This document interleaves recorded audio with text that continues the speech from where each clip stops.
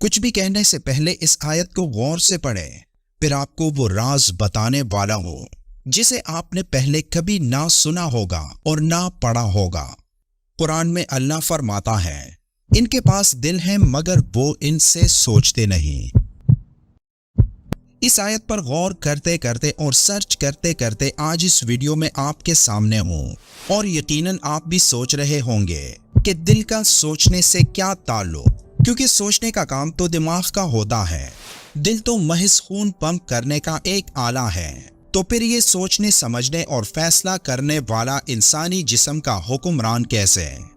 روزمرہ گفتگو میں ہم یہ کہتے ہیں کہ میرا دل نہیں مانتا یا فلاں کام کرنے کو میرا جی چاہتا ہے۔ شروع سے مختلف تہذیبوں میں انسان یہی کہتا آ رہا ہے۔ قرآن کریم میں بھی اللہ تعالیٰ نے کئی جگہوں پر یہی ارشاد فرمایا، مثلا سورہ الحج میں ہے کہ آنکھیں اندھی نہیں ہو جاتی بلکہ وہ دل اندھے ہو جاتے ہیں جو سینوں میں ہیں۔ قرآن و حدیث میں دلوں کو غور و فکر اور تدبر و بصیرت کی صلاحیت رکھنے والا قرار دیا گیا۔ اس کے برعکس جدید سائنس دل کو محض خون پمپ کرنے والا ایک آلہ ہی قرار دیتی ہے۔ سائنس کے بیانات سنتے سنتے ہمارے لوگ بھی قرآن و حدیث کے اس بیان کو صرف ایک انسانی روزمرہ محاورہ قرار دینے کی ہمت کرتے ہیں، لیکن آج سائنس قرآن کریم کے اس بیان کی تصدیق کر رہی ہے کہ دلوں کے اندر بھی غور و فکر کرنے والا عصبی نظام پایا جاتا ہے۔ قلب یعنی دل انسانی جسم کا اہم اور کلیدی آرگن ہے، جو انسانی جسم کی طرح فکر و عمل میں بھی بنیادی کردار ادا کرتا ہے۔ اسی لیے قرآن و حدیث کی نظر میں اگر ایک انسان کا قلب درست ہوگا تو اس کا عمل بھی درست ہوگا۔ سائنس دل کو ایک خود مختار اور مکمل یعنی انڈیپینڈنٹ اینڈ کمپلیٹ آرگن کہتی ہیں، جس کی مقدار کم لیکن موجودگی صاف ظاہر ہے، اور یہ بات ہمیں پہلے سے عظیم سائنسدان اور استاد محترم حضرت محمد صلی اللہ علیہ وآلہ وسلم نے کچھ اس انداز سے بتائی کہ بے شک انسان کے جسم میں گوشت کا ایک لوتڑا ایسا ہے کہ اگر وہ صحیح رہے تو پورا جسم صحیح رہتا ہے، اور اگر وہ بگڑ جائے تو جسم بگڑ جاتا ہے، خبردار وہ دل ہے۔ 19ویں صدی حتیٰ کہ 20ویں صدی کے نصف تک سائنسدانوں کے حلقوں میں انسانی دل کو صرف خون پمپ کرنے والا ایک آرگن ہی سمجھا جاتا تھا، لیکن پھر کچھ مزید سائنسی تحقیقات ہوئے تو سائنس دل کے متعلق اس بات کو سمجھنا شروع ہوئے جو قرآن نے اور آقائے نامدار صلی اللہ علیہ وآلہ وسلم نے 1400 سال پہلے کہی تھی، جیسا کہ تفسیر قرآن کے ماہر صحابی حضرت عبداللہ بن عباس رضی اللہ تعالیٰ عنہ نے فرمایا تھا، اس قرآن میں ایسی آیات ہیں جنہیں صرف وقت گزرنے کے ساتھ ہی سمجھا جا سکے گا، یعنی جیسے جیسے انسان کا مشاہدہ وسیع اور باریک ہوتا جائے گا۔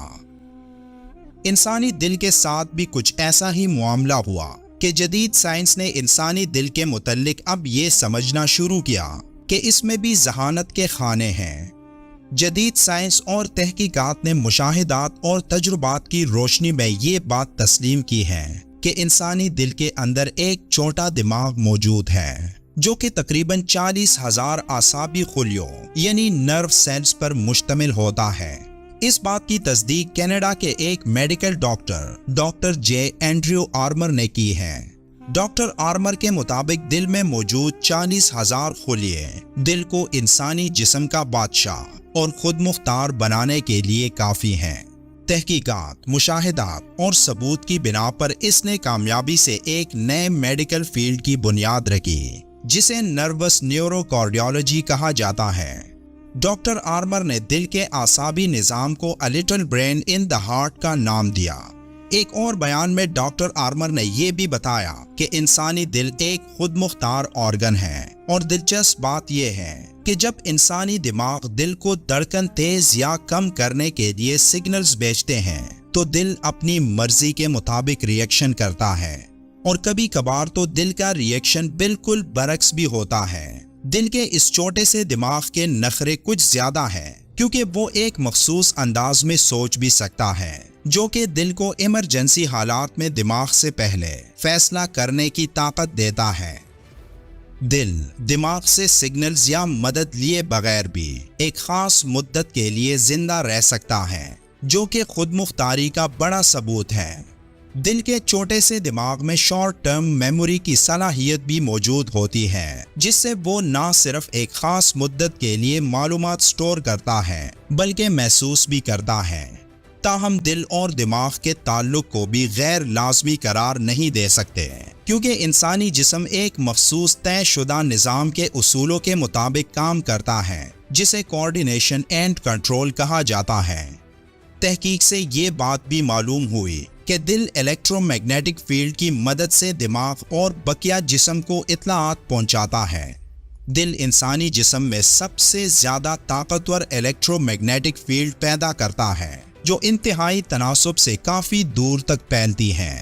دل کی پیدا کردہ الیکٹرو میگنیٹک فیلڈ دماغ کی پیدا کردہ میگنیٹک فیلڈ سے 5 گنا طاقتور ہوتی ہے، اور ان کو جسم سے کئی فٹ کے فاصلے سے بھی معلوم کیا جا سکتا ہے۔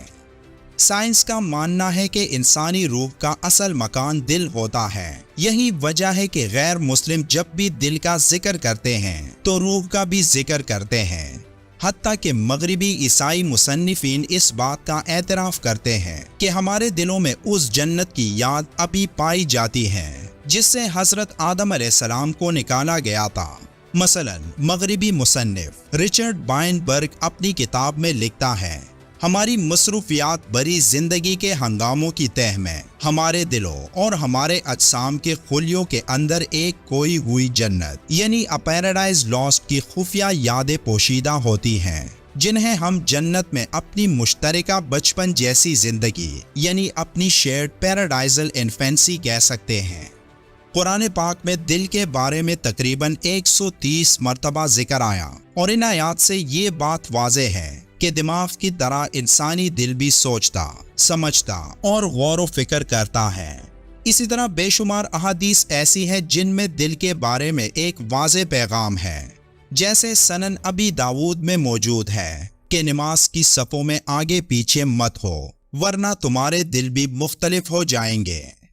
یہ کہا جا سکتا ہے کہ انسان نے ترقی کی جتنی منازل طے کی اور آج تک جتنی چیزیں ایجاد ہوئی وہ دماغ کی ہی بدولت ہیں، جبکہ اعلیٰ اخلاقی اقدار، روح کی پاکیزگی، طہارت، نفاست، لطافت اور تزکیہ دل کی مرہون منت ہے۔ اب سوال یہ پیدا ہوتا ہے کہ ہم ہر روز کتنا وقت اپنے دل کی پاکیزگی کے لیے نکالتے ہیں اور کتنا وقت دماغ کے لیے بہترین سوچوں کی غذا کا بندوبست کرتے ہیں۔ کہیں ہم لوگ دن رات صرف اپنے دماغ میں کھو کر خود کو ضائع تو نہیں کر رہے ہیں؟ اس بارے میں سوچئے گا ضرور، کیونکہ انسان قدرت کے عظیم شاہکاروں میں سے ایک ہے۔ یہ چھوٹا سا دل، اس کا 24 گھنٹے بلا تعطیل دھڑکنا اور خون کی ترسیل، پھر اس میں ایک دماغ اور سوچنے کی صلاحیت، ان تمام باتوں کو دیکھ کر زبان سے بے اختیار یہی نکلتا ہے، اور تم اپنے رب کی کون کون سی نعمتوں کو جھٹلاؤ گے؟ ویڈیو کے آخر میں ایک بار درود شریف پڑھیں۔ ملتے ہیں اگلی ویڈیو میں، تب تک کے لیے اللہ حافظ۔